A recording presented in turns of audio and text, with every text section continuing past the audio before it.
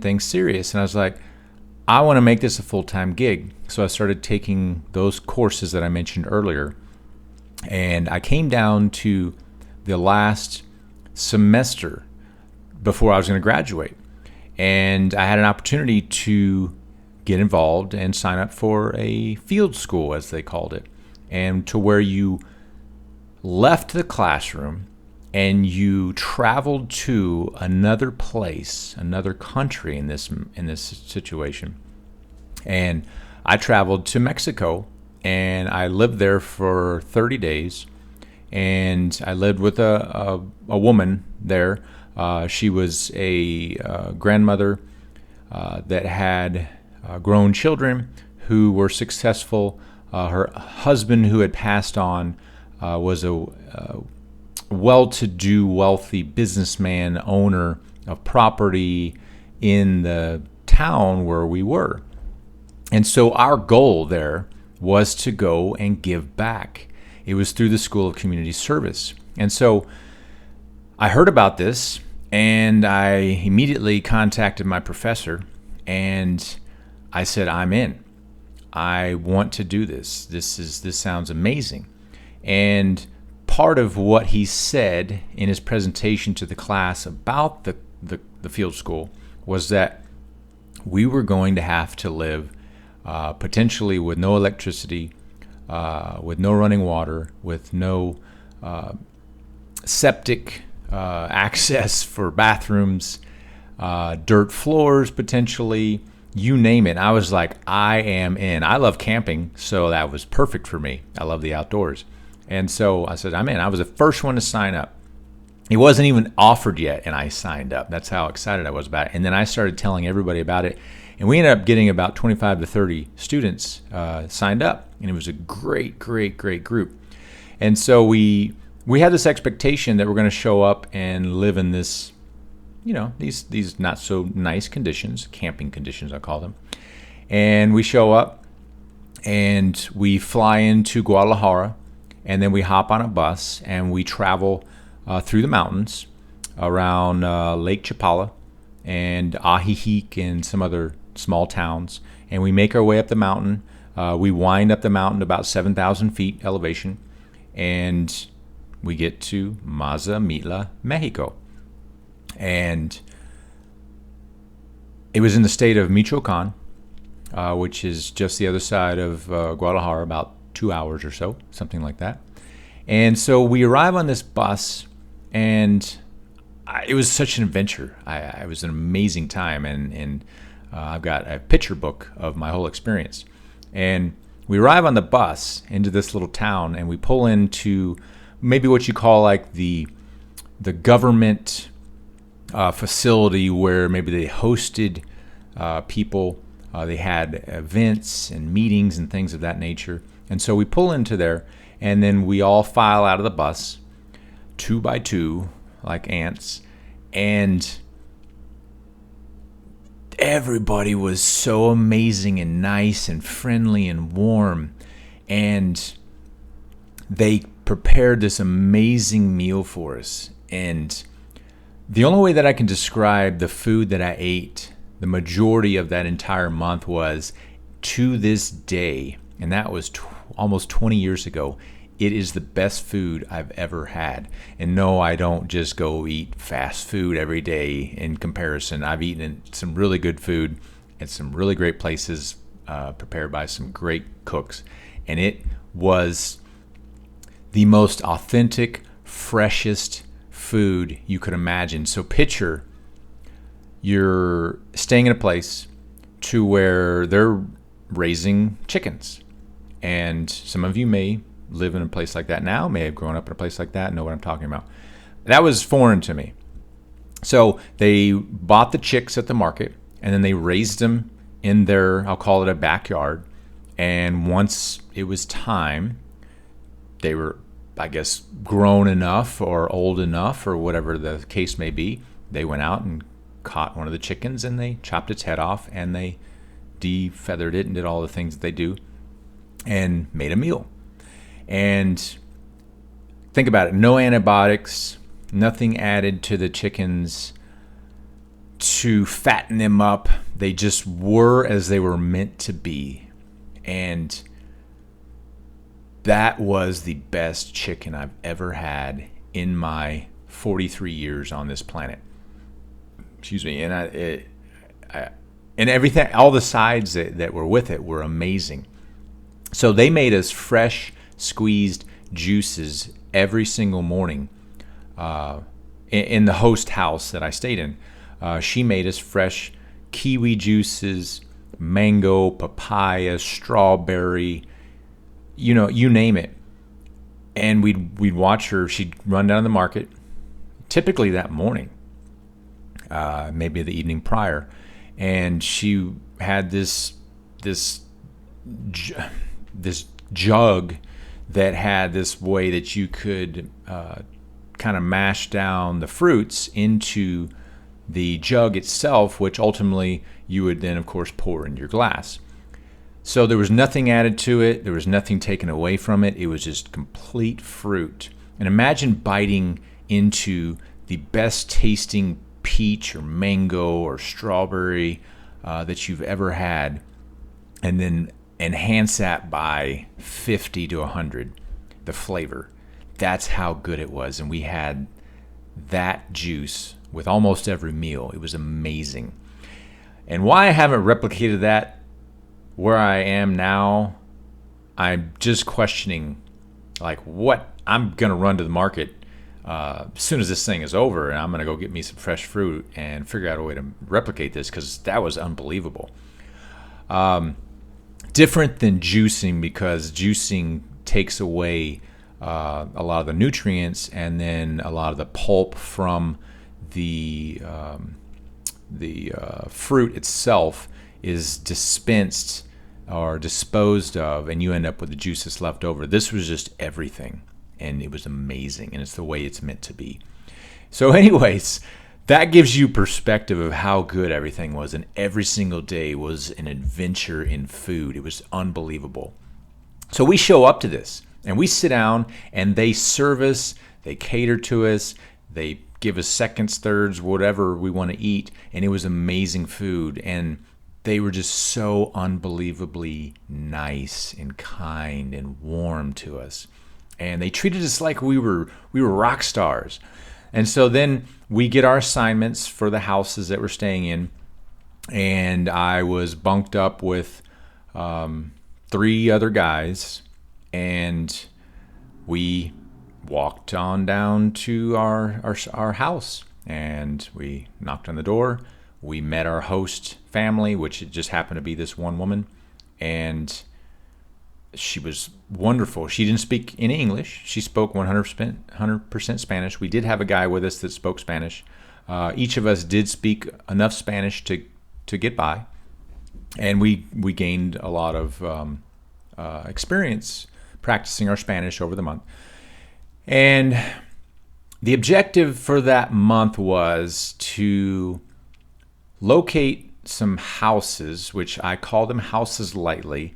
They were, if you've ever been to a place that has structures built alongside the road in a impoverished area, there's no running water, there's no electricity, there's no sewage, there's typically, they use whatever they can find to create a structure that they then call their home.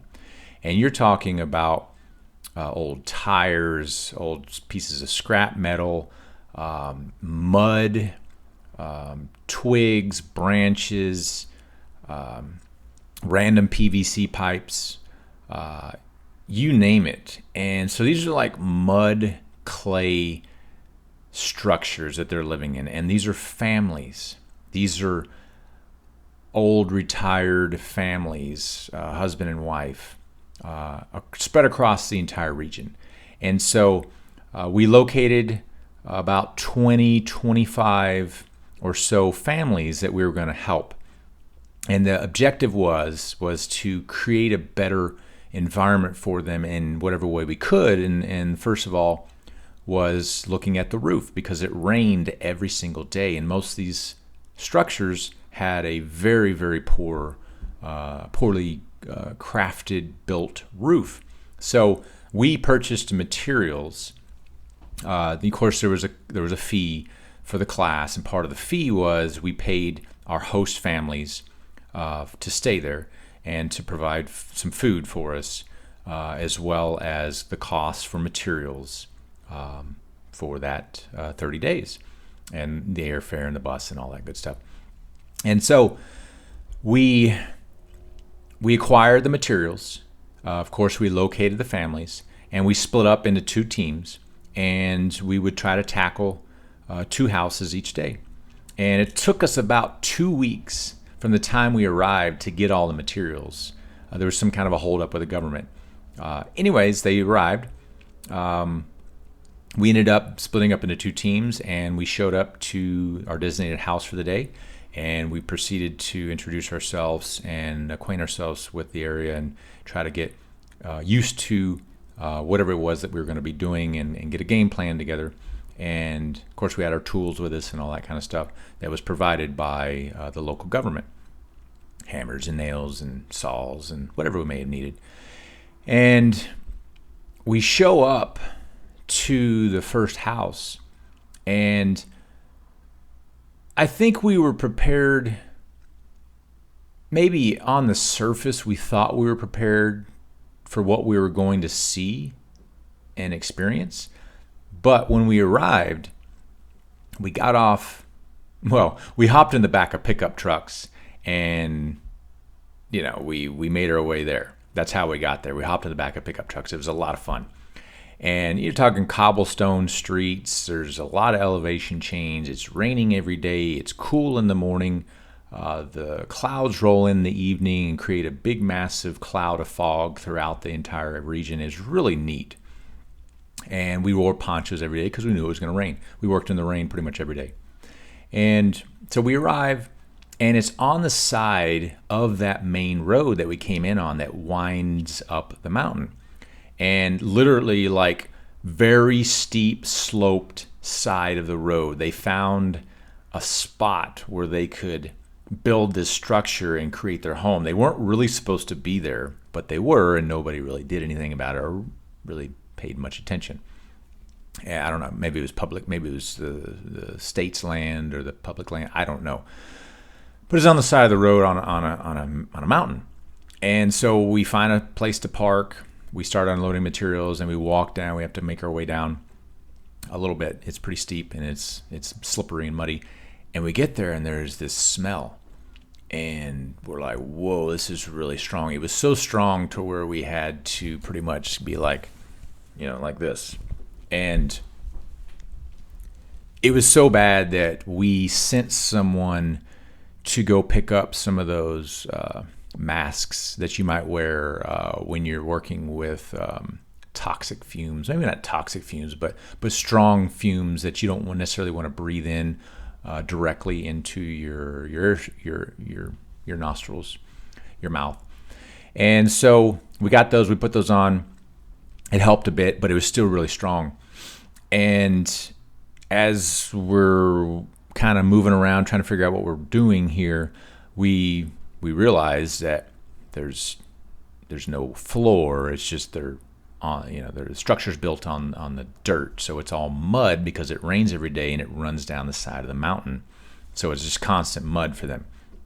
The entire structure was made out of pretty much clay and sticks and rocks and things like that. The roof, sadly, they found some kind of material that was made out of asbestos, and the entire roof was made out of asbestos. So we, of course, got that out of there quickly as soon as we saw that. However, we had to be careful, which was another good reason why we had the masks. Now, the smell was so bad because they created a makeshift bathroom in one corner of this structure, and they installed PVC pipe that stuck out the side of the house, and everything, all the waste, made its way out of the side of the house, just right there in the open. And there was kids running around, basically just wearing like shorts or maybe a diaper, and depending on their age, and barefoot, and they were running around playing in this waste, mud, wetness stuff. And the smell was overwhelming. I don't know how they could stand the smell. Maybe they got used to it. I don't know, but it was bad. And so as we took the roof pieces off, we laid them across the ground to try to, number one, we didn't want to step in stuff. It was, more sanitary and safe. And then it actually helped with the smell. So that gives you a perspective of some of the conditions that we were working in. And forget us, what they were living in. We were only there temporary for a handful of hours. They were living in this. Their children were living in this, growing up in this. And you have to imagine how sick those children and or those adults are or have been or will be. And that really put things in perspective. You've got to look outside yourself. You've got to step out of your world, of your comfort zone, and see what's out there and explore. And when you do that and you see some of the things that are happening in our world, it puts your life in perspective and it helps you appreciate and be grateful for what you have. And the reason I'm sharing this story is to help you understand that things can always be worse. And when you gain perspective from what other people have experienced by simply observing, reading about it, actually talking to somebody and listening to their story, and it reminds you that somebody always has it worse than you. And that's going to help you focus and be positive and grateful for your life, which is going to have a major impact on your mental health. So the topic today being mental health, I thought that was an important story to share that impacted me, and it changed my life forever. Did it make me become this amazing, perfect person with no flaws? Of course not. But what it did is it helped me appreciate everything that I had and have and where I was born. I'm so blessed and thankful and grateful for where I was born and the things that my family provided me. The things that I've been able to accomplish and achieve just based on where I was born and the type of family that I was born into, with the mindset of not giving up, working hard, and pushing to make things happen, and to not settle for less than we can accomplish. And having that mindset is going to help you, and it's going to keep you strong and focused and keep your mental health in a place to where you believe that you can achieve anything. And mental health is something that is traditionally been frowned upon, and it's been something that's looked at something as it's negative. You do something about your body, you get a trainer, and nobody frowns upon that. They encourage you. They say, hey, that's great. You got a trainer. You're going to get your body in shape. Hey, I've got a dietitian working with me to help me with my diet and to change my diet, my lifestyle, to maybe lose some weight, gain some muscle, improve my vitals and my cholesterol and things like that. Hey, that's amazing. I've got a life coach. Life coach is going to help me with my career, with my purpose, with my outlook on what it is that I want to achieve. Hey, that's a wonderful. But it's different when you tell someone that you've got a counselor that you're seeing, or a therapist, or psychologist, whatever you want to call it. It's just different. It's been frowned upon. And women are more open with their emotions and their feelings and the things that they're struggling with, and they share more. And men are quite the opposite in general. And our society has pushed men to a place to where they have to be a man. They have to suck it up. They have to be stoic. They're going to try to protect and provide for the family. Those are some of the old school traditional traits. And of course now in most families, men and women are both working because you have to, because it's so expensive for food and utilities and rent and mortgage and vehicles, etc. And so it's just different now. And so we're on a level playing field to where now that both parties in the relationship, whatever that relationship may be, are both working. And men can't just pretend and fall back on those old school traits, things that society at that time, back in the 40s, 50s, and 60s, before the feminist movement, were prominent and accepted. And, that it's just a different time now. And so men now must face their emotions and their mental health. Of course, women do as well. But what we're seeing is that men statistically are not, they're still not, and they're causing ultimate destruction of a relationship, a marriage, because they're not being emotional, they're not sharing their emotions, they're reacting in a way that's not conducive to growth of the relationship. And I personally was guilty of this in many of my relationships.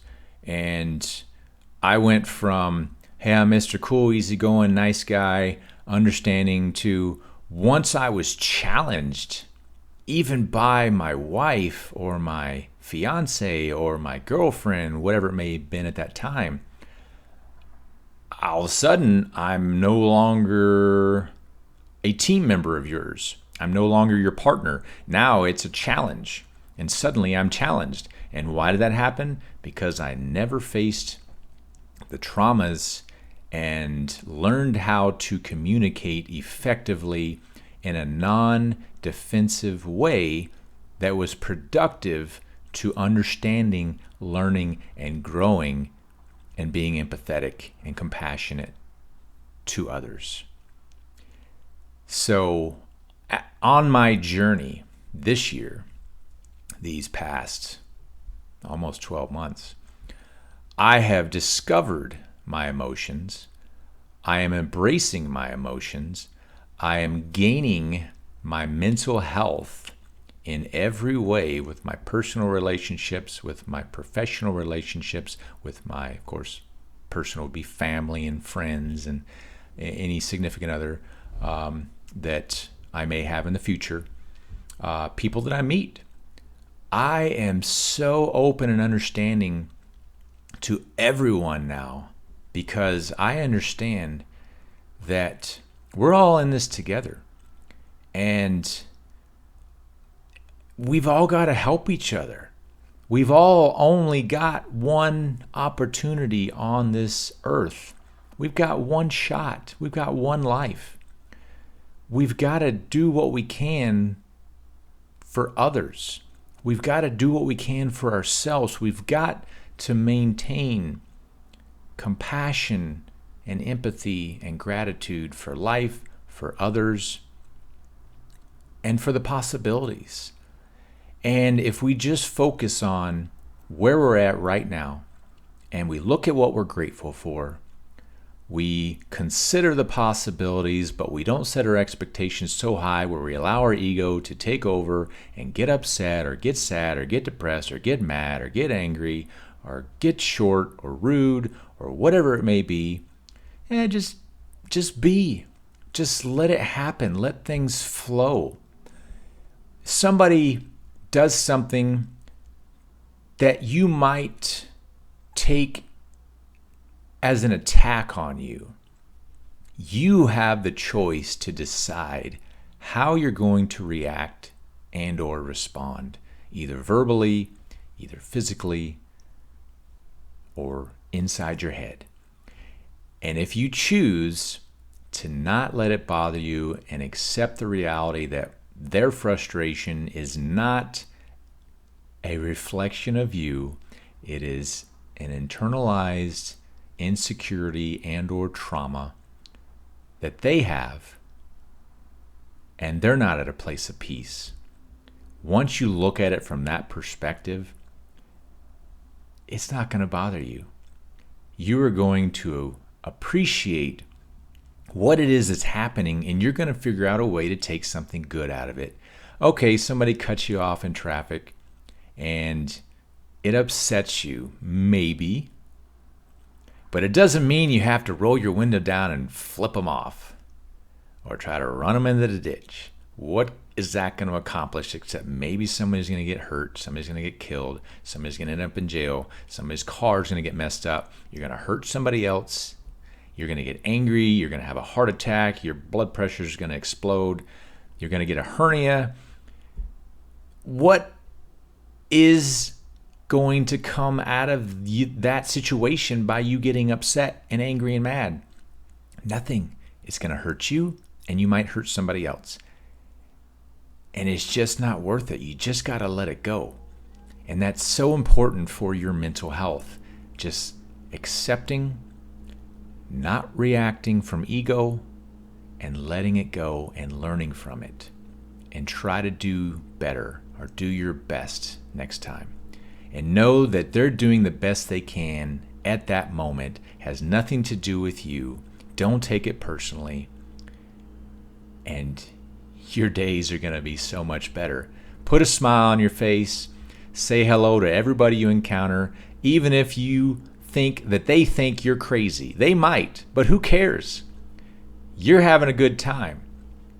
You're not promised tomorrow. They're not promised tomorrow. They're walking around all mopey. Meanwhile, you're all happy. This was your last day on this earth, but you had a great day. I'd rather have a great day than have a bad day on the last day on this planet. That's the perspective that you gain from others. And that's why that story that I shared was so important. Get outside your comfort zone.